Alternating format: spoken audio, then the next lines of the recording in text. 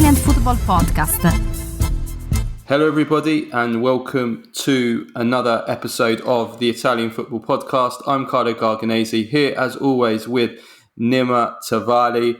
So today's show is absolutely mad. I have no idea how we are going to fit everything into it as there is so much to talk about. Already this show was too full, and then we had the news on Sunday evening that Roberto Mancini had resigned suddenly as Italy manager. So we're going to start with that today. We're going to look at why he resigned, his legacy, who could replace him, and then we're going to try and get through a ton of transfers and transfer topics. Juventus are selling half their squad. They caused great anger by selling Nicolo Rovella.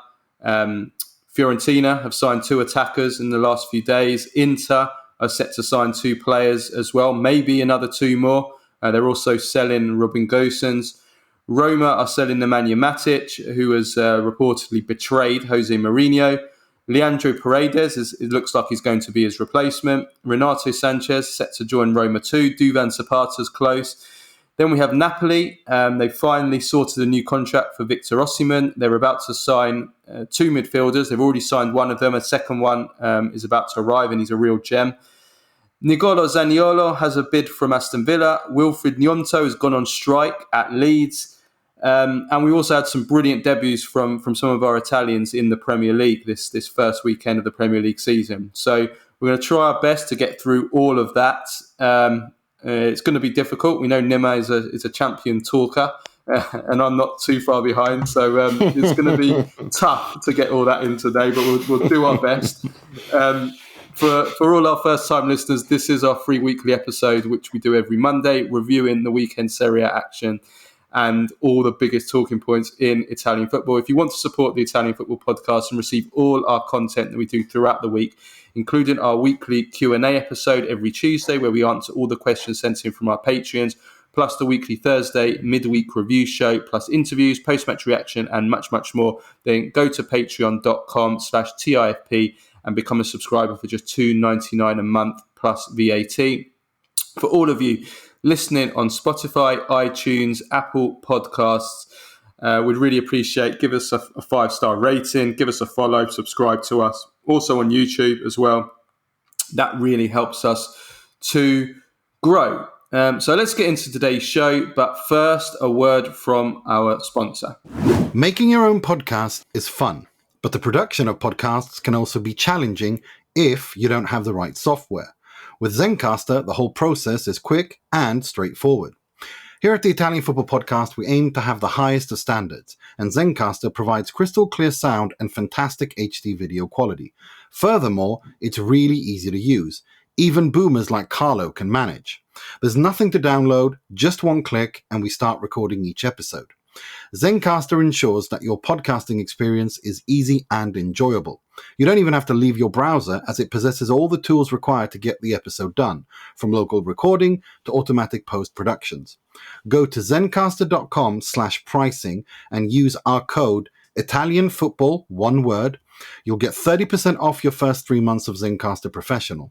We want you to have the same easy experiences that we do for all our podcasting and content needs. It's time to share your story.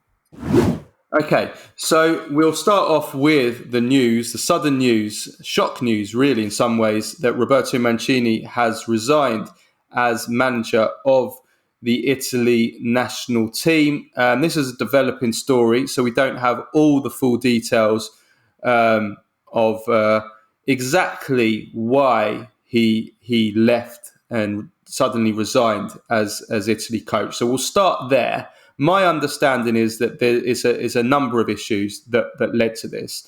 Some of them have been brewing for a few months now. There are some issues behind the scenes with his backroom staff. We had Alberico Ivani resigning, one of his closest assistants resigning in the last few weeks, reportedly over disagreement over a number of issues, but especially over Mancini's reluctance to to stop playing Leonardo Bonucci, who he played in the Nations League semi-finals to disastrous effect in June. And also Mancini reportedly unhappy with some backroom appointments, which went without his okay. None of this isn't confirmed. These are just reports. And recently we saw, of course, it could be a coincidence. We recently saw Gigi Buffon coming in as the replacement to the late Gianluca Vialli. That was only, a week ago or so. So who knows? There's also reports Mancini's tired of fighting the Italian system by himself. He was recently named as the coordinator for all of Italy's various youth teams, trying to get a kind of synergy between all the various youth teams from the very youngest Italian youth teams right up to the senior team. And also a couple of other things. First of all, the losses to two of his dearest friends, Gianluca Vialli and Sinisa Mihajlovic this year. And also, we can't shy away from it, he has an offer from the Saudi Arabia national team, and I'm sure that has played a role in him making the decision to actually go ahead and resign. So Nima, first of all, what's your reaction to the resignation, and why do you think it has come to this? I think it's a combination of many things. I think he's been there for a few years. I think he's tired of fighting, and he's tired of things not working the way that he wants. And this isn't the first time he's done this. Let's remember when he had enough at Inter that summer as well. When he was just exhausted, he was like, "No, I'm not doing this anymore." He'd been there a couple of years, well, in total 4.5 years before leaving, 4 or 5 years before leaving, and it's something similar now. He has to feel that things improve behind the scenes for him in order to be able to do his work, and he doesn't feel that that's what's happening. He's not where he was when he took over. He's changed in the sense that he wants to grow. He wants the Italian football to grow. He wants Italian football to improve, and they're not improving. They're really not improving in his mind, that is. So he's got an offer. He's been there for a long time. I think it's a combination of many, many things. He's got the Saudi Arabian big money offer.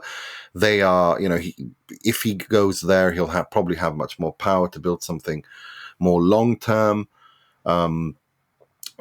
He doesn't seem. I know that he was rumored, or I know that there was interest from PSG a year or two ago, and he was kind of mulling that over. But I think he's kind of in a position now in his career where he wants to work more long term, with the national teams, and in order to do so, I think Saudi Arabia just maybe offered him a better solution altogether. Offered him more money as well. Let's not forget that. I mean, we're looking at 18 million a year. I'm sure that helped him make his decision, and he had the. Well, of course. I mean, you look at it like this: you get paid more, less stress, a more efficient organization. You have more power. People do more. You get to decide more how you want to work. You get paid more. You don't have to argue with Serie A owners and Serie A presidents, and you don't have to argue with FIGC presidents and FIGC's internal structure and all the politics that goes with that. It's just at some point you feel, I'm done with this. Let's go somewhere else.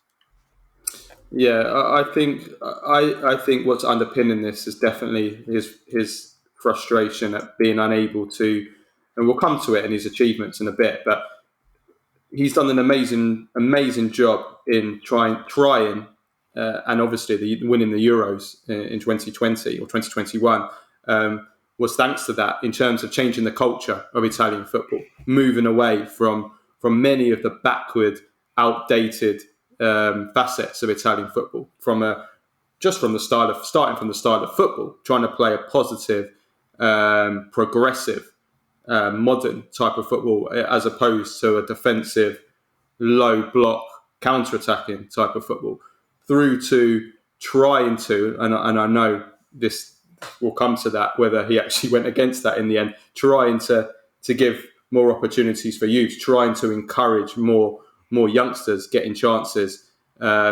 looking outside the box, partly by necessity to find youngsters like Wilfried Gnonto, like Matteo Retegui, trying to change the culture of Italian football. And I think that he'd become exhausted trying to do that, because we've seen many try to do that, whether it's from an ownership point of view, when we've had foreign owners come in, like American owners, to clubs and trying to build stadiums, or all the things that we complain about in this podcast all the time. Even the simple things like how you market the league, how you broadcast the league, all these things that Italy's so backward in, and that has a knock-on effect on everything, including the Italy national team. I think he'd become frustrated and exhausted at basically he was on his own, because he was the one man fighting against the system. And, in the end, you can't win alone. And I think in the end, I think he just had enough of that. And I think that we'll see. It's going to come out in the next days. No, I'm sure. I think it's all of the above, and he's been there for many years. And I think like I said, I think when you're at a job for 4 or 5 years and you've had great success like he's had, and your goals and what you want to do changes with that, evolves with that, and he wants to do something else, and he's tired of butting heads and fighting with Serie A clubs, the Serie A organized Lega Calcio. He's not exhausted of fighting with FIGC. And so, Saudi Arabia is a different project. The Asian Cup is coming up in January, February. That's what, he's going to be targeting with. And of course, I think they're going to bring him there to do, to work towards the next World Cup and maybe even beyond, until whenever Saudi can host their own World Cup, whether that's in 10 years' time or whenever that is, 10, 12 years' time or whenever that is. Yeah. But I think he's just tired of arguing with people, to be honest. I think at some point you reach a point where you're like, enough with this, enough. Yeah. It is strange how things changed very quickly. But let's have a look at his legacy and his achievements. And obviously, there is one achievement, of course, that stands out and will make him a legend forever, and that is winning the Euros in 2020 or 2021. And I mean, what an achievement! I mean, where he took Italy from, failing to qualify for the 2018 World Cup, a team that was in an embarrassment, not just a national embarrassment, a world embarrassment. A team under Ventura with no identity, playing the kind of football that was stuck in the dark ages. No young players coming through, no real hope. No one had any hope. None of us had hope. Especially when you marry that with the struggles of the Serie A and Italian football as a whole in the last decade. No one gave Italy any hope of being a challenger for Euro 2020. Certainly not when Mancini took over. And then to go from that to winning the Euros, I mean, absolutely incredible. And people forget now, he was the world record. Italy have the world record unbeaten run. It went 3 years without defeat under Mancini, from October 2018 to October 2021. People forget about that. So that just shows, yes, the last 2 years of Mancini's reign, things started to go stale, things went wrong, he made some mistakes, but those first 3 years, Nima, I mean, absolutely unbelievable to go 3 years unbeaten, and then during the middle of that to win the Euros. Incredible achievement. For sure. I think with, in his career, he's got a very interesting career, because if you look at how he started out and the kind of football he played when he was at Lazio or Fiorentina and Inter, and then how he metamorphosized, changed completely into, we went through this, almost crazy metamorphosis tactically when he came to Manchester City and started playing some sort of passing possession football where focus was more on dominating possession and imposing yourself on the opposition rather than having, what he had at Lazio and Inter, which was a safety first kind of approach. I mean, at Inter, essentially, it was just Ibrahimovic and Inshallah. Let's be honest. It was give it to Maicon, go with God, then give it to the Swedish God and hope that you win. I mean, that was just how Inter played for 3 years under him. And that's why essentially he got sacked as well, because it was dreary and unwatchable in Europe, and they failed continuously. There was no balance and lines, and it just didn't work. That, and also, of course, he's a temperamental person. I mean, he resigned at the end of. He said he was going to resign at the end of the season after the Liverpool loss. Just by the way he dropped it, I never forget that press conference where he goes, "Oh yeah, and by the way, I'm leaving Inter at the end of the season, and yeah, this has nothing to do with the Mercato or anything like that," and then just walked out. Very, very very calmly, just dropped that. And then, of course, everyone's jaw dropped, and the next couple of weeks were spent trying to walk that back, and he decided to stay on. And of course, by then, Moratti had contacted Mourinho and everything. The rest is history. But then he goes to City, and then he changes completely who he is, the tactics, how he plays. Of course, with their money, it's easier to do that with that wallet than it is with Moratti's wallet and the Serie A club's wallet. Until he goes to. He went to Galatasaray, won a cup there. He was quite the cup coach, wasn't he? Yeah. Look, a number of Coppa Italias. And also the Turkish Cup, and he won the FA Cup, if I'm not mistaken, as well. He's a cup coach, and then when you take that into, he goes to Inter, he does a decent job. The year and a half he was there, got fed up with the chaos that was, walked out.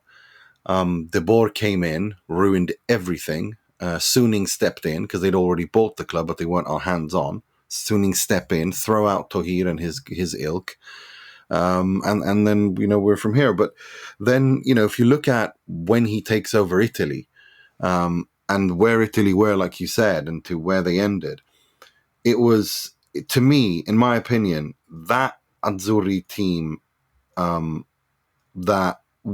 For me, that those 2 years, those 2.5 years, leading, leading to the European Championship win, I think those are the greatest achievement he has had in his career. Of course, because and he has a lot of achievements.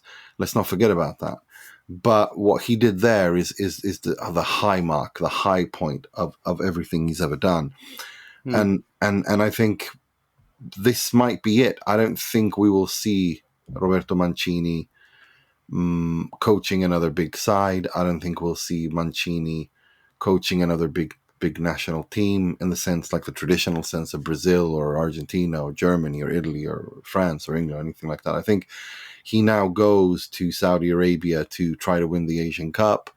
And then from then on, I think we're talking about someone who will take more direct, technical appointments and that kind of thing. I don't think we'll see him on the pitches after the Saudi Arabia. Well, it depends how long he plans to stay at Saudi Arabia. I mean, 7 years until they potentially host the World Cup. I don't think he's going to be there 7 years. Well, that's the point, isn't it? So. Yeah, but I don't think he's going to be there 7 years. I do think that he will go there over the Asian Cup, which we know Saudi want to win, and also the next World Cup. I think those are the main things, the main targets. Yeah, and what are your most memorable moments for Mancini in Italy as the coach of Italy? I mean, from the Euros, there's obviously so many from the Euros. Yeah, but for me, it's his Azzurri revolution when he took over. And he, because I remember I was tweeting about this when he took over. I was very, very happy that he was the appointment, and there was not many people who were happy except with me. And the reason that I was very, very happy and I knew that he was going to do well is because I've seen him. He works well with youth. And he's not afraid to give young players chances in important, moments. He's given unknown players their Serie A debuts and Milan derbies. Gnocchi, for example. I was there. It was crazy. Like who's starting? it was weird. Everyone in the press box. He does have a good eye for talent. We've seen that in the transfer market. Like he's always identified players as a club coach. Even like if you look at Manchester City, the players that he bought from Manchester City, he's always had an excellent eye for a talent. He's always been able to spot. Remember, he was also the guy someone. He's also the guy who gave a 17-year-old Mario Balotelli his debut against Juve in the Coppa Italia, and he scores twice. Yeah, he is unbelievable in that aspect. But for me, his Azzurri revolution is, and the midfield, the way that he structured this 4-3-3 and the possession-based football and building a tailor-made. Yeah, nobody thought that Jorginho and Verratti could work together. Well, that's exactly what I was going to get to. Nobody thought tailor-made role for Verratti and Jorginho in midfield was truly, truly, truly remarkable in the way that they could retain possession and so for me, it's his it's everything. It's the Azzurri revolution that he took over, and and it was all deserved as well. It wasn't a fluke. It was you don't go 3 years unbeaten. No. There was structure. He built something for 3 years. He built a fantastic team that were the best team at the Euros. Italy were the best team at the Euros. They deserved to win the Euros. They had a little bit of fortune, of course, if you win 2 penalty shootouts, but you don't win a tournament without a bit of luck. If you win 2 penalty shootouts, you've had a bit of luck. But they were the best team at the tournament. They played the best football at the tournament, which you don't usually say about Italy. Italy national teams. They're not usually teams that are good on the eye. That depends on what your definition of beauty is. I think the most for me, I love that attacking beauty. Let's say attacking beauty. For me, Euro 2000, that Italy side in Euro 2000 with that defense of Nesta, Cannavaro, Maldini, Giuliano, Zambrotta is truly unbelievable. Yeah. Okay. Well, let's reframe that as attacking beauty, modern attacking beauty. Yeah. But here's the thing. What he does for me, that's what I'm saying. The fact that he changed not just Italian perceptions of Italy and what Italian football and Italian national team is, but also foreign ones as well. A lot of people were completely surprised by Italy, people who don't tune in to football that much. They were like, "Whoa! Since when did Italy start playing like that, like this?" I mean, just the opening night. But the embrace with Vialli, the crying, those two. Yeah, absolutely. The embrace with Vialli, I think, is the moment. If we're talking about Mancini himself, yeah, absolutely iconic. That is. And obviously with Vialli then passing on not long after, 18 months or so after, then, of course, that is even more poignant. But so many great memories from those Euros. That opening night, which was beautiful with the opening ceremony and the who was it, the singer Andrea Bocelli, and then all the way through, Chiesa's winner against Austria, the Insigne curler against Belgium, Jorginho's penalty against Spain, and then of course the final. I mean, Saka. Chiellini, Saka. I mean, that is the most memorable moment from that final, even though it was it's just Italian old school, defending just on the line, getting a yellow card. That's not a red card offense, but that is a yellow card offense if there ever was one. And to do it the way he just shamelessly did it. All the memes after the final as well, a lot of them involving Mancini, like Mancini as the Queen and Mancini as the Braveheart as William Wallace from Braveheart, and all that kind of stuff. I mean, it was magical. It was, and he's. But just before we move on, though, on a personal thing, I think he's one of the most elegant human beings I've ever met and ever had the chance to ask a question of.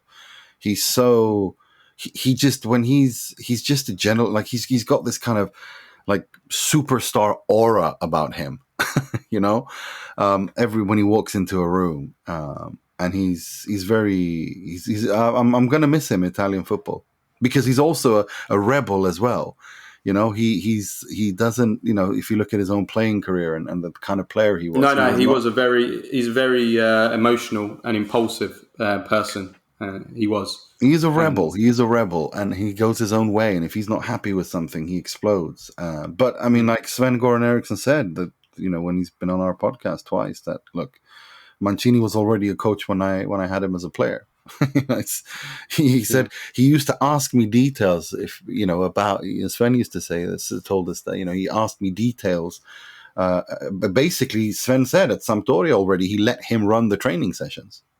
Yeah. Just before we move on to look at who could replace him, we have to obviously touch on kind of what he did wrong and his failures and disappointments of his spell, because there is one big elephant in the room, and that is that despite winning the Euros, he failed to qualify Italy for the World Cup. We've gone into that kind of why that happened. Some of it was bad luck. Some of it was Mancini making mistakes. And I think he did make some mistakes in those second 2 years. And I think he made the classic mistake that's often made by Italian national team coaches in the past, in that he held on for too long to certain players from that Euro winning team. And Bonucci, I guess, Leonardo Bonucci is the player that stands out the most, but there were others as well. And that is... that I think that cost him as well. Even now, if we're looking at why he's resigned, I do think that's played a part, hasn't it? Absolutely. You can't get past that, because a lot of that was a silly thing too as well, because it was just they had 3 match points, didn't they? And they use it continuously, using Jorginho as your penalty taker. This ridiculous stubbornness which he had at Inter as well, or throughout his coaching career, which used to be like, there's no need, like, you turn small, insignificant details into, battles of, morality of life and death. It doesn't need to be that. It's just in your head. You just make a minor tweak to refresh things and stay with things. Everything does not need to be, you don't have to go to war. You don't have to die on every hill. And that's a little bit Mancini as well. He does pick, like many coaches, great coaches, they pick peculiar hills to die on. And he picked a really weird hill to die on with Bonucci, Jorginho as a penalty taker and stuff like that.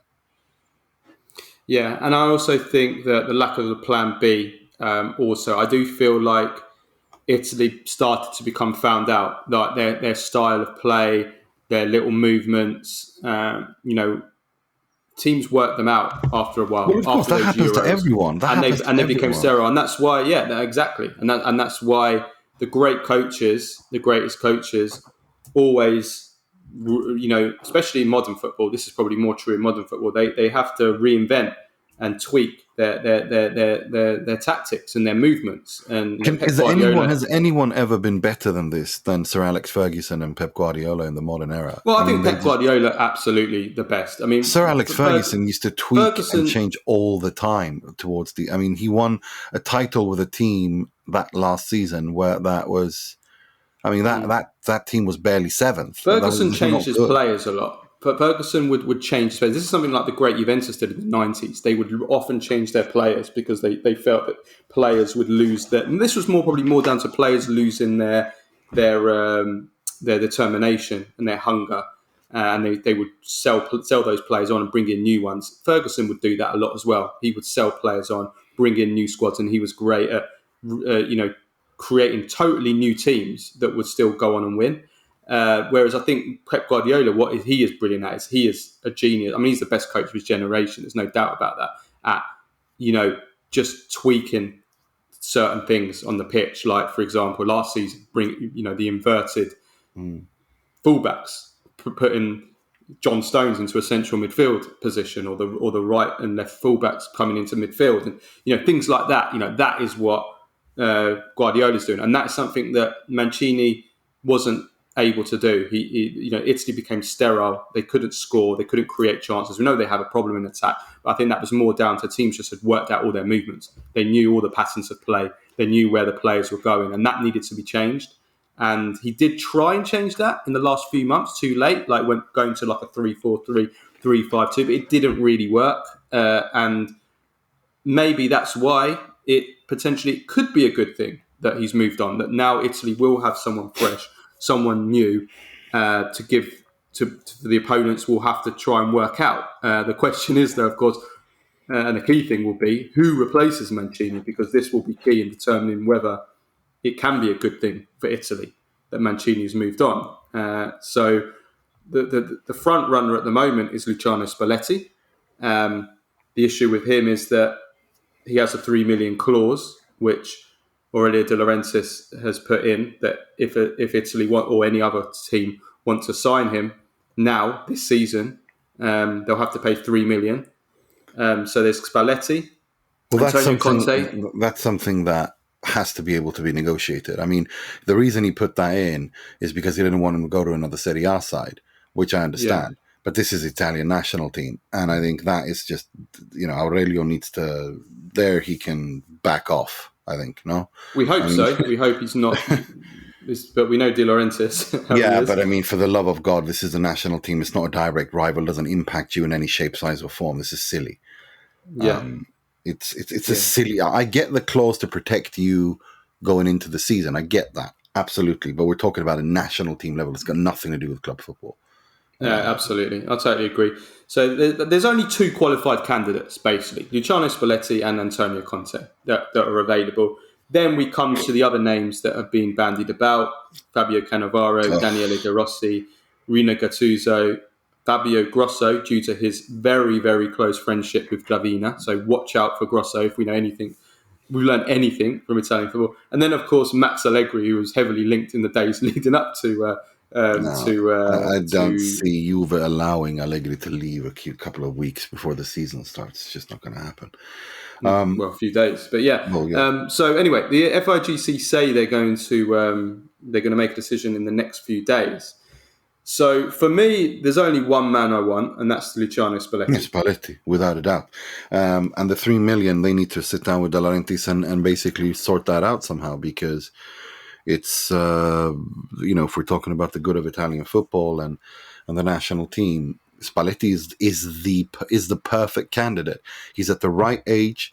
He's coming off the back of his greatest achievement to crown a fantastic career by winning the Scudetto with Napoli. He plays a football that is the natural continuation of what Mancini tried to build on. It's the next step, if you will. He's also in his 60s. This would be a way, and he's also, I think he's also the kind of character that could unite all of Italy and Italian football behind a banner. Because we've seen him do it at his clubs, and the character he's very charming, a bit crazy. People like that. He's a little bit of an oddball. No, I think Spalletti just ticks every box. I really do. Yeah, I agree. I agree for all those reasons. I want Spalletti over Conte. For starters, I think Conte will be too expensive. Conte's salary will be too expensive for starters. But I want a continuation of Mancini's vision of how football should be played. I don't want them going to a Conte who will come in with a back three, play a 3-5-2 or 3-4-3, and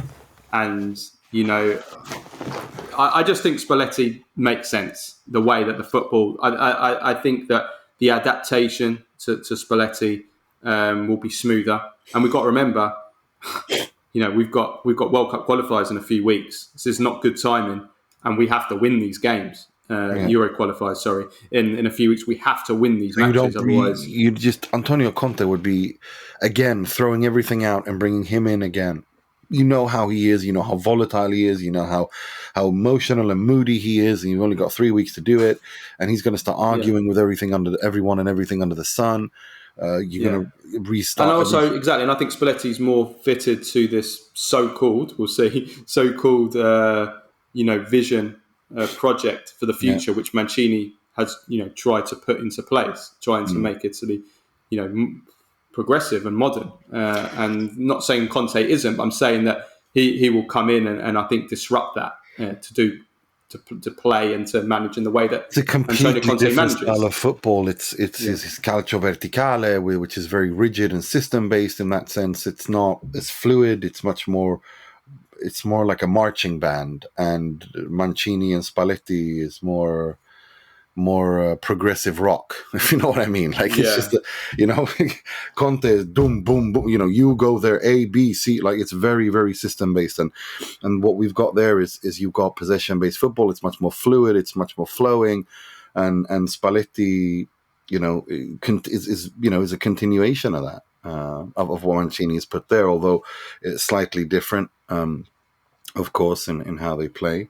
But no, for me, it's got to be Spalletti and Aurelio. For the love of God, this is preventing the national team from having a coach for €3 million. Like, sort yourself out, mate. Yeah, let's hope. Let's hope, because if we cannot be going with someone, as much as I love them as players, legends, we cannot be going with Cannavaro, De Rossi. De Rossi. I mean, it will just be disastrous. I mean, it really will. It's a ridiculous.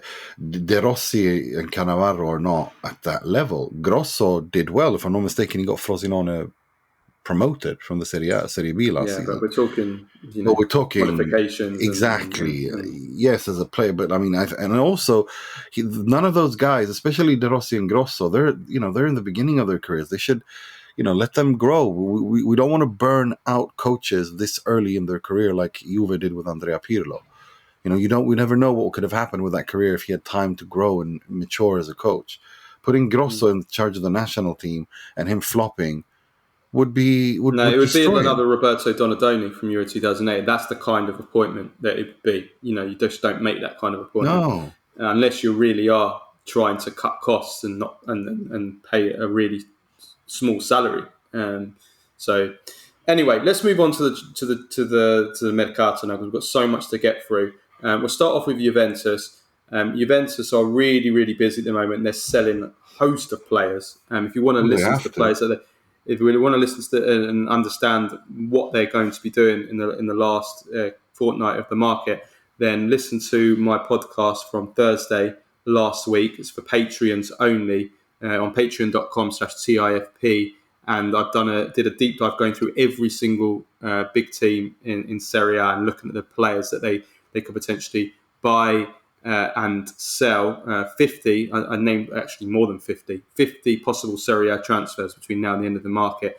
And I went into a lot of depth on Juventus and all the players they could sell. But one player they are definitely selling, the deal's already done, it will be official soon, is Nicolo Rovella for a fee of just 17 million euros. It'll be a loan with obligation for just 17 million.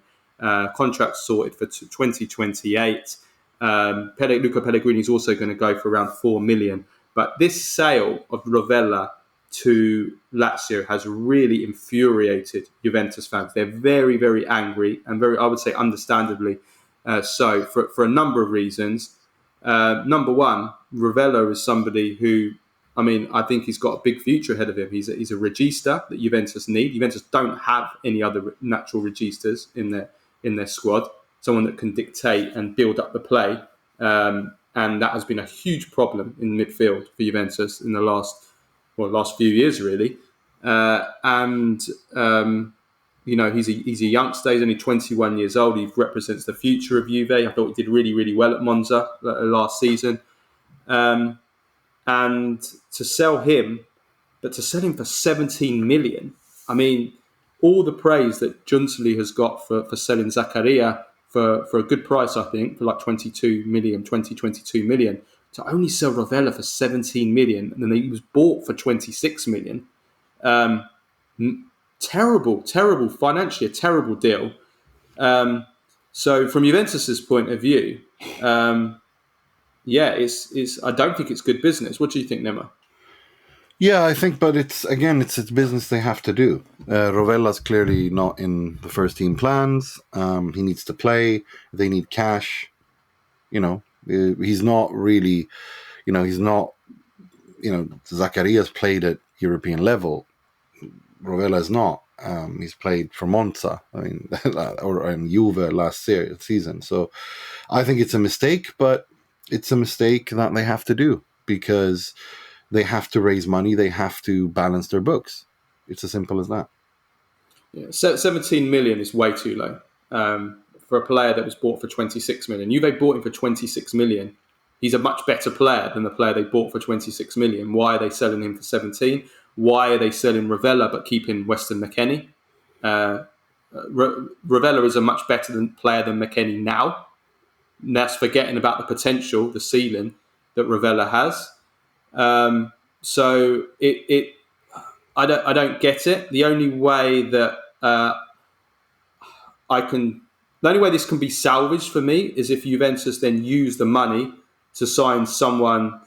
I mean, we know Juventus want to sign another central midfielder, if it's possible, before the end of the window. If they were to use this money to sign someone like Kefren Turan, for example, then it's salvaged. Then it's like, well, they used this money. They needed the money quickly. The deal was on the table. They used this money to sign someone like Kefren Turan, who is is a better player than Rovella, with a higher ceiling than Rovella. Then absolutely, but I don't know if that deal is possible. He's going to be very expensive. There's other teams that want him. Liverpool will probably come back in for him, I would think, now that they haven't got Moises Caicedo. So it's a difficult deal too. If they manage to salvage it with something like that, then it starts to make sense. But otherwise, I just think they've undersold him. From Rovella's point of view, and from Lazio's point of view, I think it's fantastic. It's a great signing for Lazio. I think he will flourish under Maurizio Sarri. Sarri adores him. He was his number one choice, along with Samuele Ricci. Ricci was his number one choice. Rovella and Ricci were his favourite choices, and he will become a key player under Sarri. He will fit Sarri's system, and Allegri didn't value him. So I think it's better for him. I think it's better for the Italy national team as well, because he'll go to a coach that will be capable of developing him and give him the game time. Absolutely. I think this is a fantastic thing for Rovella. Sarri has a fantastic ability with midfielders. You've seen what he did with Jorginho was great at Hellas, but he didn't reach those levels until he came to Napoli under Sarri. And not just that, you see the system that he builds, and if you're a midfielder who can adapt to that and learn from that, you can look like he can make you look so good, even better sometimes than you are maybe in some instances. I think he's got a fantastic. I mean, someone like Felipe Anderson is not as good as he looks unless he plays in a Sarri system, for example. Same with Zaccagni. I like him, but he's not this good. It's Sarri's system that makes him this good. And I think that is true of many, many players that Sarri's had. But then again, he's a fantastic coach. Yeah, no, he's great for central midfielders. There's so many. You can just look at the list of midfielders that Sarri has worked with and what he's done with them. So yeah, I think it's a deal that doesn't make much sense. Obviously, Juventus do have to raise money. Filip Kostic is also now on the market as well.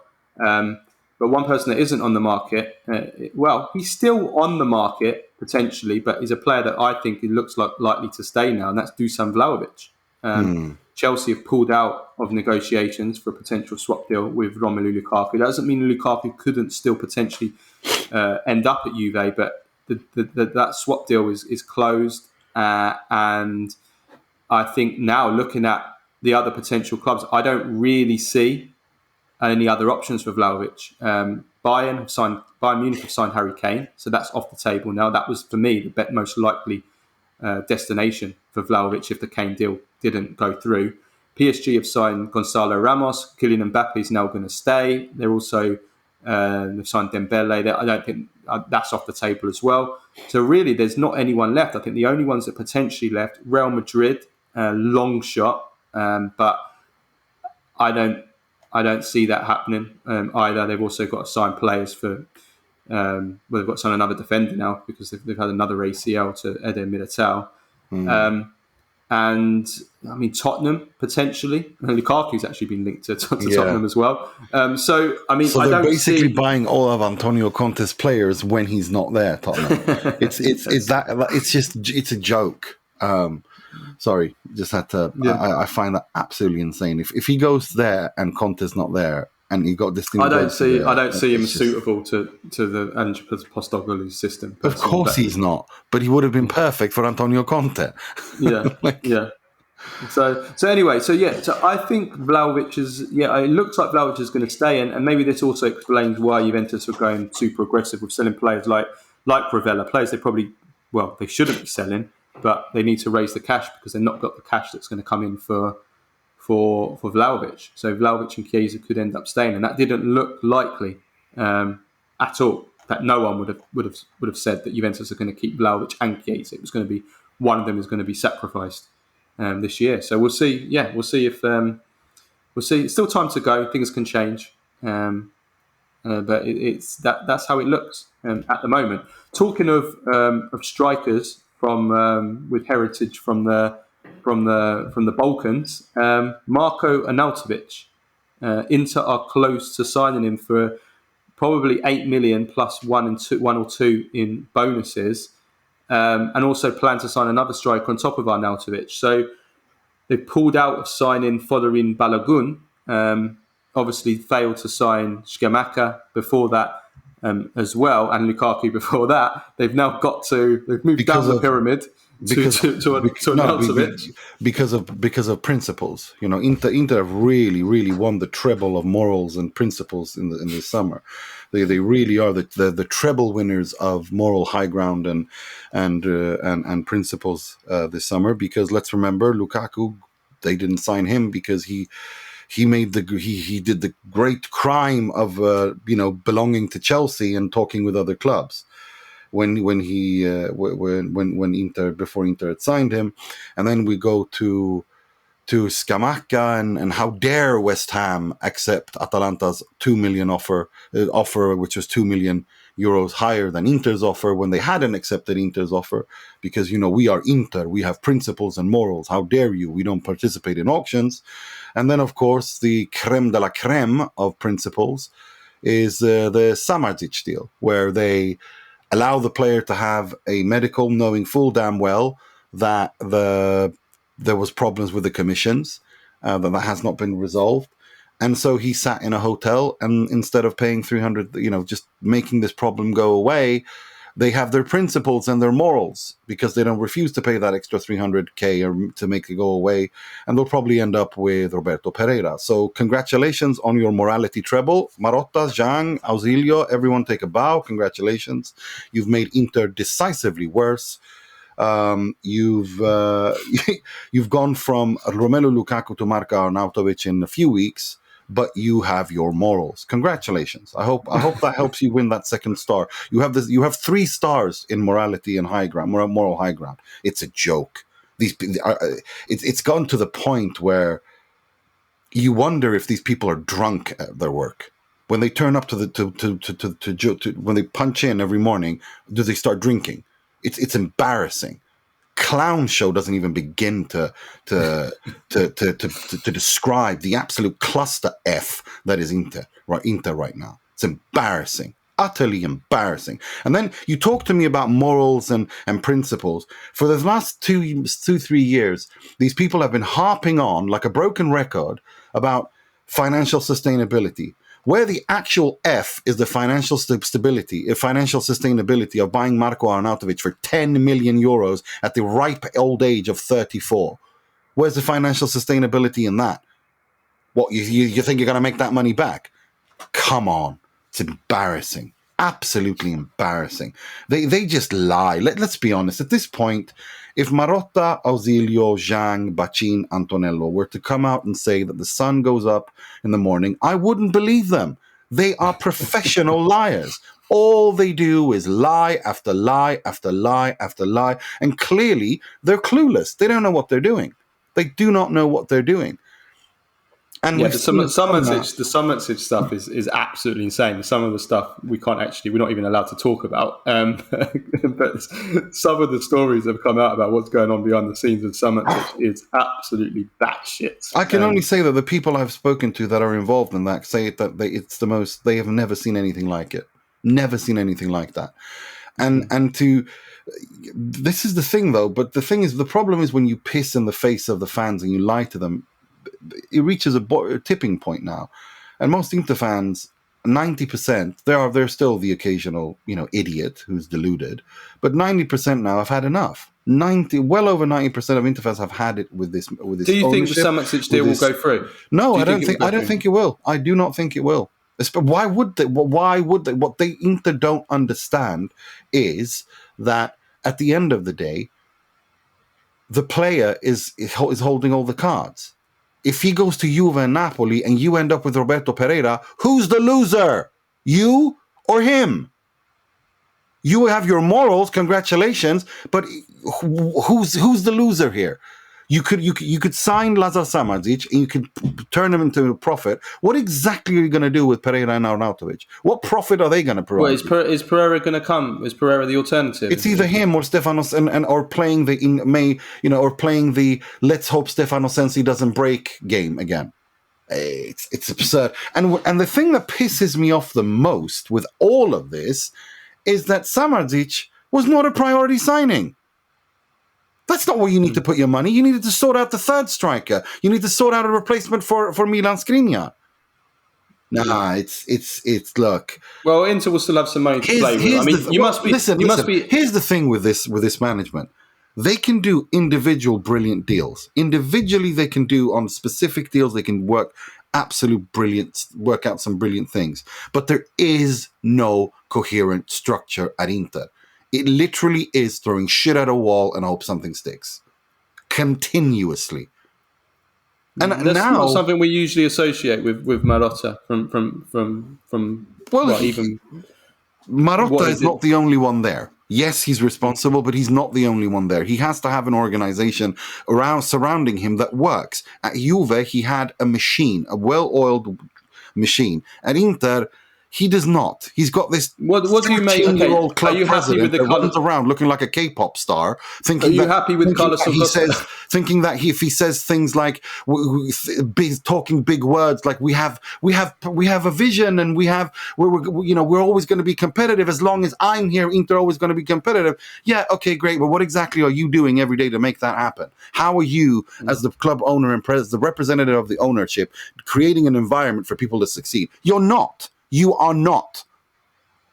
Okay, well, let's talk about Carlos Augusto signing, coming in on another loan.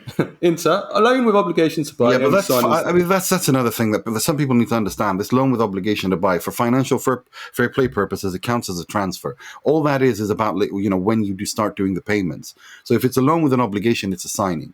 And it's not a loan. A loan is if it's a dry loan or just a paid loan without an option or just an option. This is an obligation. They have to buy the player. So it's a signing. And it's a signing that I think with Gosens is actually... Look, if it happens, I am happy with that. Because Carlos Augusto, go back 2 years, check the tape on this podcast. When I've spoken highly of Augusto since I had him as my breakout player in the Serie A last season in our Serie A season preview, together with Hricha Kvaratskhelia. He's a player I really, really like. He offers something different to Di Marco, just like Cuadrado offers something different to Denzel Dumfries tactically on the pitch. So I think this is actually it's a good signing because, again, it gives Inzaghi options, and God in heaven does he need them when he's got Correa and Marko Arnautovic up top. Yeah, good numbers last season. 6 goals, 5 assists, 13 million obligation to buy, 2 million loan, 15 million. I mean, I think that's good business. Yeah, and also his wages too. They're lower than Gosens are. Look, this is a good deal. But then again, I don't know if it's going to. I'm sorry, I don't trust them. I do not trust what they say until I see him unveiled holding the shirt. I don't buy it. Just don't do it. But yes, it's a good signing. But let's see if they can try to bring that in. But as for the Arnautovic thing, look, Marko Arnautovic can do a job for you, absolutely. But he's being brought in to replace Lukaku. How have you improved the squad that way? You think Arnautovic is better than Lukaku? No. Is Jan Sommer better than Onana? No. So... And who God knows who Mr. Invisible. Well, Taremi could still arrive, no? Maybe Taremi could still arrive. If they sell Correa, but who's going to buy Correa? I think Adriano Galliani's reaction to that on Sport Italia was the best. He started laughing and said, "Ma che Correa?" No one's buying Correa. No one's buying. You have to throw money at the guy so he goes away. You literally have to pay him to leave, or he runs out his contract. It's this. Maybe Salt Bay can buy him. Yeah, why not? You've got the money. They can stand there. He can salt and he can barbecue.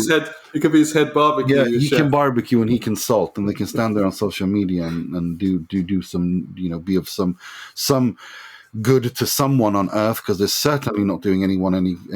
Right, enough of your whinging about inside. Let's move on to Napoli. So Napoli have been very busy the last few days. They are about to confirm the Victor Osimhen's new contract, 10 million net per season.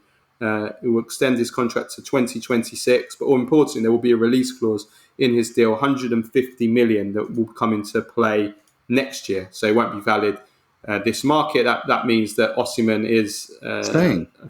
officially going to stay. It's something that was seemed certain anyway by this point, the way the market has gone. But it does mean that we will get to see Victor Osimhen for another year at Napoli and Serie A. So it's great news for Napoli, great news for Serie A. But Napoli also have they've already signed one central midfielder as Stanislav Lobotka's backup, and that is Jens, if I pronounce this right, Cajuste. Yeah, his Rennes. dad. Yeah, he is a very interesting player. He's from Gothenburg. He was born in Gothenburg, in my city. His dad, if I'm not mistaken, is Haitian, and so that is his that name is a Haitian name, from what I understand. But yeah, his father, his dad is Haitian American, I should say, and his mother is Swedish. They moved to China when they were 5. When he was 5, because his dad got a job there. If I'm not mistaken, his dad was working in football. I think so. Can't remember. But he started his football career in Beijing, in China, at the Chinese Sports Beijing, it's called. And then they returned back to Gothenburg, and he started playing for Augusto. And he was incredibly impressive there. He made his senior debut in the second tier of Swedish football at a very young age. I think he was just 15 when he did it. So no, he was 16. Sorry, 16 when he did that, and he was so impressive that Danish football, Midtjylland, quickly snapped him up on a 5-year deal in 2018, and he's been really good since then. And then he went to then he was bought by Reims for 10 million euros in January 2022, and yeah. So, but there was some arguing over that as well, because Reims claimed that they only paid half of that, and blah blah blah. But regardless, it's a very interesting player. He's a big guy. He's not a small person. I think he's got a physical. I think he's 6'2". He's 188 centimeters. He's a big midfielder, like a big person. He's got physical presence. But what I do like is his ability to win the ball and the acceleration immediately when he wins that ball, and knows exactly what to do with the speed of the speed with the ball when he wins it, and also knowing exactly when to pass it to. I mean, there's one goal that he assisted last year, I think, in French League, which was just such a good demonstration of who he is. He wins the ball really high up, and the acceleration within 1 second, and the pass with 2 touches, which was just world class, so good. So they bought a little diamond there, a diamond in the rough. Yeah, that's interesting. I mean, talking about diamonds, gem, I would say, is Gabriel Veiga. If Napoli can complete this deal, because this is the second central midfielder that Napoli are looking to sign to replace Piotr Sielinski, who is set to leave and join Al Ahly for around 30 million on a massive contract. Now, Gabriel Veiga, I've seen a bit of him, and the people that I've spoken to in Spain about him all say the same thing. That this guy is an absolute gem of a player, and he's going to be watch out for him. He was a top scoring midfielder in La Liga last season, 11 goals, and he got 15 goals and assists. He's got a great long shot, really exciting player. Would appear to fit in to the type of football and the type of players Napoli have. So if Napoli can close that deal with Celta Vigo we're looking at 35 million, something. I think he has a clause, I think, around about 40, something like that. This could definitely be one of the signings of the season. He looks like a real talent. So yeah, let's see what happens there. Napoli are doing the classic Napoli signings. Jens Cajuste as a talent is Veiga as well. I mean, these are the type of players that Napoli snap up, don't they? When Giuntoli was there, even before. So Napoli are doing Napoli things, but we'll see. Does it pay off or not?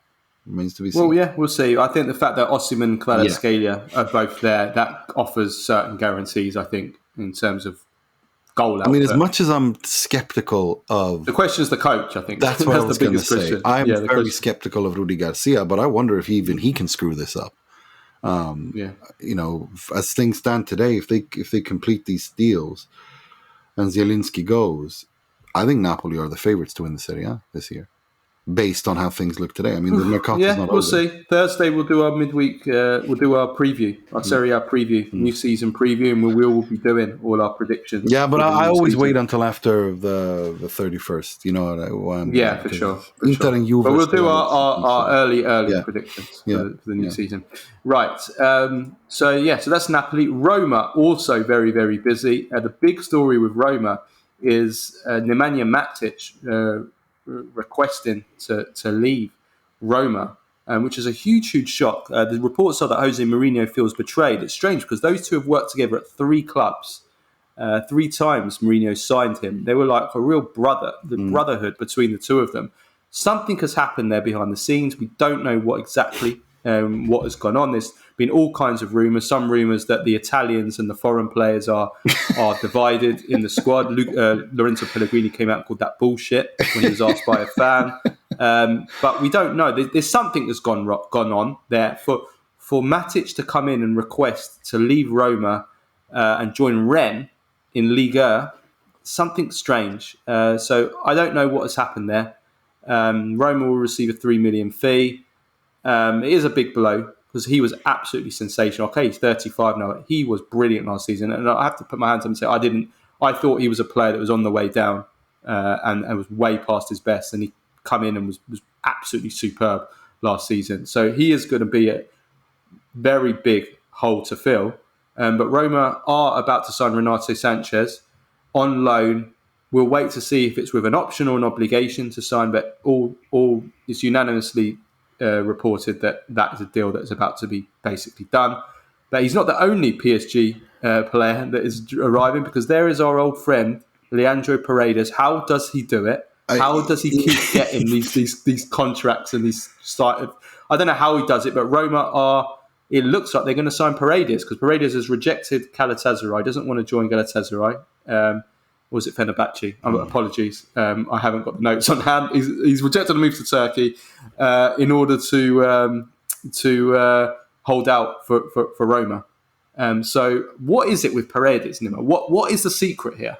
My favorite conspiracy theory in football is Leandro Paredes' career. I think it's a money laundering scheme. I think his entire career. I don't have it's my Alex Jonesian crazy conspiracy theory. I think Leandro Paredes' career is a money laundering scheme because it makes no sense. The clubs that he's been at versus what he actually does on the pitch, it makes zero sense. I just don't get it. Argentinian Kuzmanovic, I don't get it. I do not get it. And now he's going to go to Roma. But I mean, then again, maybe he can get it. This is where it kind of all started. And maybe he can do something there. I doubt it. Sincerely doubt it. But he brings the experience in that position that Mourinho wants. Doesn't strike me as a Mourinho player either. Because Mourinho likes his holding midfielder to be very, very good defensively, very good at closing up the space, very good at. And that is not Paredes. That is not Paredes. That is not Paredes. That is his weakness. If there's a strength, it's he's good at kind of starting the play. Yeah. Giving that first pass, breaking that first line with a pass, and he's decent at that. His short game is decent. If he's got the right players that can play football around him, he can be good. Like we saw that even with Argentina at the World Cup, he can play have a function there. But I'm not sure. Maybe they're playing a double pivot. I mean, maybe he's changing things around and playing with a double pivot if Renato Sanches joins as well. But then he's got Awar as well. And maybe. We'll see. No, but see. I think Roma's depth is improving a lot in every area of the pitch. And I think that's a good thing, except for the striker, because they've only got Belotti. Well, the striker's an issue for me. I mean, they're getting close. It looks like they're getting close to Dusan Zapata, but this is a guy who's 32 years old. He's definitely past his best. Maybe Mourinho can get a song out of him. One last year. But I'm not...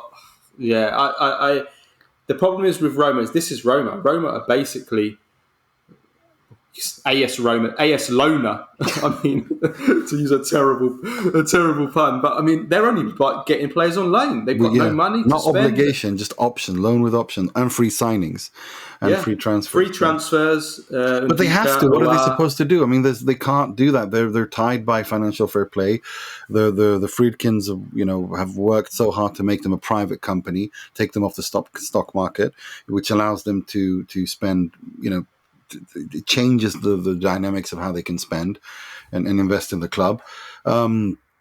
It's not easy, and they're really, really working hard at it. I don't know how much more they can. They sold Roger Ibanez for a massive sum, and you'd think they would at least be able to invest that money, at least invest the money that they made, but they're not able to. I mean, there might be a small fee for Paredes, but yeah, I mean, it's goes back to the whole FFP conversation that we've had in the past. It's a joke. It's a joke that Roma get done for financial fair play when Chelsea, PSG, and Man City do what they do. It is an absolute farce. The Italian teams like Roma play ball and accept it, whereas they should be fighting it. They should be fighting it. Yeah. I think from now on, every single Italian club should be dragging this out all the way to the CAS and just. Don't take this crap from UEFA. No, and that's just the same criticism. I know it's a different issue with Juventus accepting their punishment from UEFA. Like, Italian teams should fight this. They shouldn't just be like, oh well, we're going to accept it because we don't want that hanging over us. Which I understand. You want to just move on, but Roma here. I mean, it's not fair that Roma should have to play by the rules if other teams can break the rules. It's just not fair. It's just not fair at all. No. Yeah, so we'll see. Roma are going to be busy anyway in the transfer market. They're going to potentially up to 4 or 5 signings, but I don't think they're going to spend much money in making those signings. Fiorentina have made 2 signings. They made some excellent signings. Umbala Unzola from Spezia for 10 million, and then Lucas Beltran from River Plate for 20 million. So they've got 2 strikers in. What's his name has left? Cabral has gone to Benfica. They got a lot of money for him as well, didn't they? Yeah, they did. Yeah, so those are their 2 signings. I haven't seen much of Beltran. I do know that Roberto Mancini was trying to naturalise him for the Italy national team. And Unzola is a player that we were very, very much we praised him a lot last season. I mean, I think he did an incredible job for a terrible Spezia team that created nothing. For him to get 13 goals for Spezia, I remember his performance against Inter. He was magnificent when they beat Inter. He's worked with Italiano twice before already, so they know each other well. So I think we'll see. We'll see if this is Unzola's level. But then there's Beltran as well, who I have to confess I haven't seen much of him. So attack has been Fiorentina's problem. I was big on it throughout last season. Fiorentina, I think, would have got 10 points more, maybe more. I think they would have won the Conference League if they had better attackers. They only had Nico Gonzalez. They had no one else. The rest were all substandard. If they had better players in attack, I think they would have won the Conference League and they would have got another 10 points in Serie A at least last season. So let's see if these players can take that, can solve that this season. Okay, right.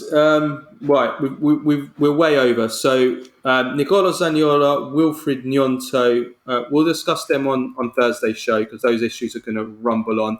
Let's finish off with Baggio and Prem Phase of the Week. Right, let's start off with Baggio. My Baggio of the Week is Sandro Tonali.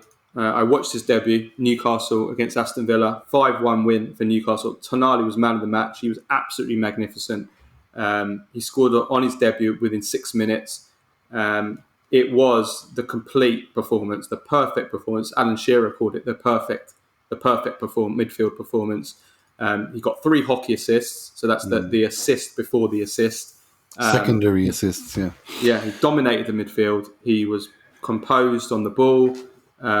Beautiful passing range, all kinds of passes, short, medium and long range. Magnificent pressing. We know he's an elite presser, pressing high up the pitch. But he showed all the battling qualities, the grinta, the grit of a Rino Gattuso. Winning the ball, aggressive, straight up to the pace of the Premier League, which certain TalkSport pundits questioned whether he was suited to the pace and ferocity of the Premier League. He showed that. So I thought it was magnificent. I think if this is what we're going to get from this season, then brilliant for Newcastle, brilliant for the Italy national team as well. Oh, for sure. I mean, I think everyone who's listened to this podcast from when we started will know what I think about Tonali. I think he's an exceptional player. I think he's a generational player. And I think it's for him to go to the Premier League, given the characteristics he has, I think he will just be absolutely, I think it's good for him. And also definitely. because his characteristics definitely suit the he'll definitely. He'll develop that side of his game and he'll bring that into the national team. I mean, him and Barella just have to play together. I almost don't care who's next to them. I just want Tonali and Barella to start for the Italy national team together, because it also showed to me that he is so much more suited in a midfield 3. Whereas for Milan playing in a 4-2-3-1, agreed. That formation doesn't suit him. I don't see him as a player in a 2-man. No. In a 2-man central midfield, if it's a 4-4-2, fine. I mean, no one would use that formation anymore. But a 4-2-3-1 as kind of a double pivot, that doesn't suit him, and I think that restricted him. No, I agree. At Milan. I agree, and I think next to Barella, with I don't know if you play Locatelli as a 6. And he's not a 6 either. He's not a regista either. His perfect role was where Newcastle played him as a right mezzala. That is his role. Absolutely perfectly suited for it. Fantastic. Also want to give a shout out. I wouldn't go as far as calling him a bad show, but I want to give a shout out to Destiny Udogie, who I thought had a really excellent debut for Tottenham as well. One of their best players. Nothing absolutely outstanding, but he showed he belongs there. And he belongs in the Premier League. And again, somebody who has the attributes that are suited to the Premier League, I think. And also playing in a back 4, which is really good, because if he's going to have a future in the Italy national team, he has to be able to play in the back 4. Can't just play in a 3-5-2 like he played at Udinese. So that was good. And also Luca Coglioscio, who was part of the Italy under-19 Euro winners, started for Burnley against Man City, and actually was very bright in the first half in that game as well. So that was good as well. That was a pleasant surprise. Vicario, not so good, bit mixed performance for him for Tottenham. No, I think you've got that's Prem face, Nima. Come on, you take this away, the Prem face, because I saw you having fun with this on. It was crazy. What's wrong with them? Harry Kane has joined, or was joining when I tweeted this out, Bayern Munich, okay? Not some tiny little team that's never won any. It's Bayern Munich. They're one of the top 5-6 biggest clubs historically in the world, right? And of course, listen to the logic of this, and I use the term logic very loosely here. Jamie Carragher tweets, I can't even read this out with a straight face. Alan Shearer's Premier League goal record gets talked about a lot more than his Premier League winners' medal. That record will be huge for Harry Kane. The big plus for going to Bayern is to guarantee he plays Champions League football and a chance to win that trophy every season. It's not about their domestic trophies. They'll win them anyway, and I'm sure he'd rather have the Premier League record than the Bundesliga. What? And then the second one, Michael Owen. I know Bayern are a massive club and have huge respect for them, but if I were Harry Kane, I'd stay put. There's no great achievement in winning a trophy with them. Real Madrid, I would understand. One or two top Premier League clubs for that matter.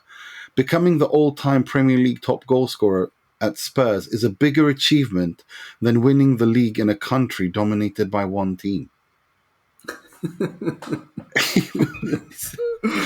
Michael Owen. I've interviewed Michael Owen. He's a nice guy, but he's, with all the respect and love in the world, I think if there's anybody that you wouldn't want to socialise with or go to dinner with, like for conversation, it'd be Michael Owen. Like, he's just like, you can't make this up. It's like no. The logic is to become the all-time goal scorer in the Premier League is better than winning the Champions League. Are you insane? Are you unwell, Michael? Jamie, should I call someone? Blink twice if you need help. Like, what are you talking about?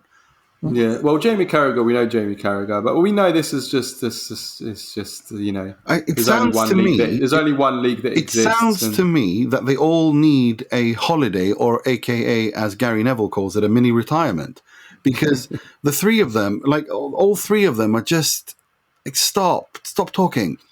Well, Michael Owen has never watched the Bundesliga ever in his life because, as in Michael Owen's own words, he's never watched TV. Michael Owen once, in fact, let me dig this out, what he said. What do you mean? I've only watched 8 films in my life. films I've been forced to watch. And he names them: Rocky, Heat, Ghost, Jurassic Park, Cool Runnings, Seabiscuit, Karate Kid, Forrest Gump.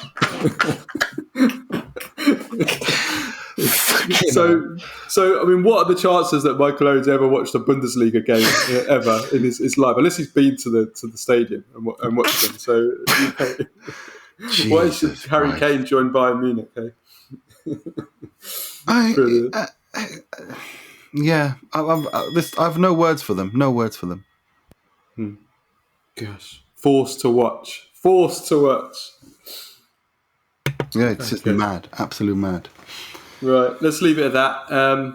We will be back on Tuesday for the Q&A, and then Thursday we have our big preview of the Serie A season, which kicks off this weekend. The new season is upon us, so we'll do our usual preview, going through all the teams, doing our predictions, players to watch, all that jazz, and hope you all enjoy it. So thanks for listening, everyone. Have a great week. We will see you on Tuesday for the Q&A. Ciao, ciao.